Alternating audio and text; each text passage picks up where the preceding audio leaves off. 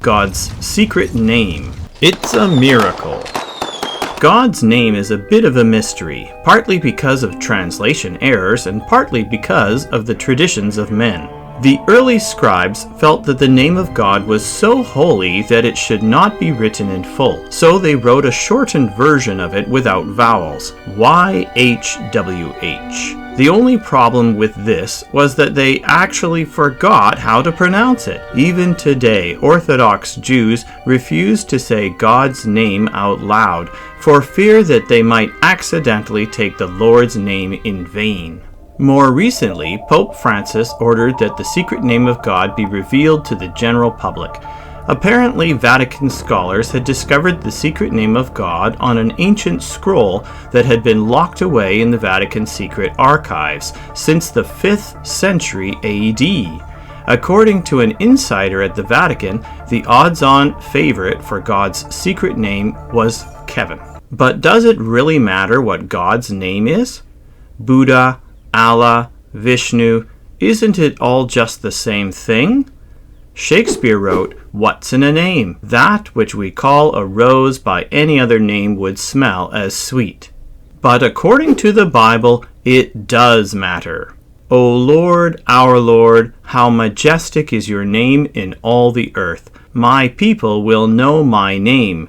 Therefore in that day they will know that it is I who foretold it. However, even in the Bible, there is a bit of a mystery surrounding God's name. When Moses encounters the burning bush in the wilderness, he wants to know what God's name really is. After all, the Egyptians worshipped lots of gods with lots of different names.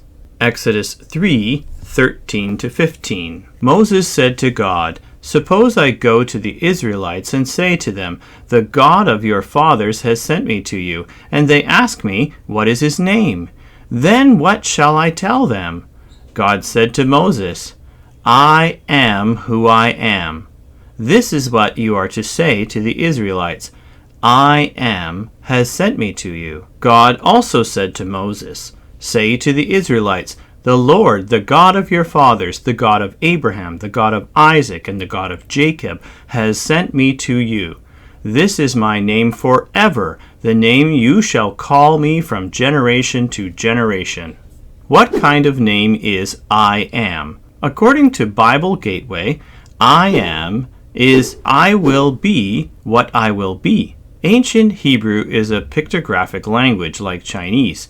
Each of the letters or sounds had an original meaning of their own, and then they could be put together to make a new meaning which may or may not relate to the meanings of the original symbols. But what about God's name? Does it have a hidden meaning? The name for God, which is often translated as Lord in all capital letters in English Bibles, is actually the Tetragrammaton, YHWH, or Yahweh, which some Bibles spell Jehovah, or Yod-He Vav-He. Hebrew is read from right to left. Now let's take a look at the meaning of these ideograms.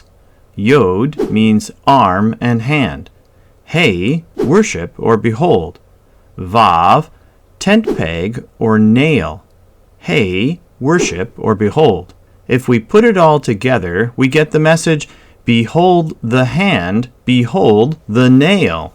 Compare this to the story of doubting Thomas in John 20:25-27. So the other disciples told him, "We have seen the Lord." But he said to them, "Unless I see in his hands the mark of the nails, and place my finger into the mark of the nails, and place my hand into his side, I will never believe." 8 days later, his disciples were inside again, and Thomas was with them. Although the doors were locked, Jesus came and stood among them and said, "Peace be with you." Then he said to Thomas, "Put your finger here and see my hands, and put out your hand and place it in my side. Do not disbelieve, but believe." What I'm showing you right now is a miracle. Jesus' death on the cross was not an accident. It wasn't plan B. It's prophesied in the very name of God. It's who God is. Behold the hand, behold the nail. If you don't believe in me, Thomas, behold the hand,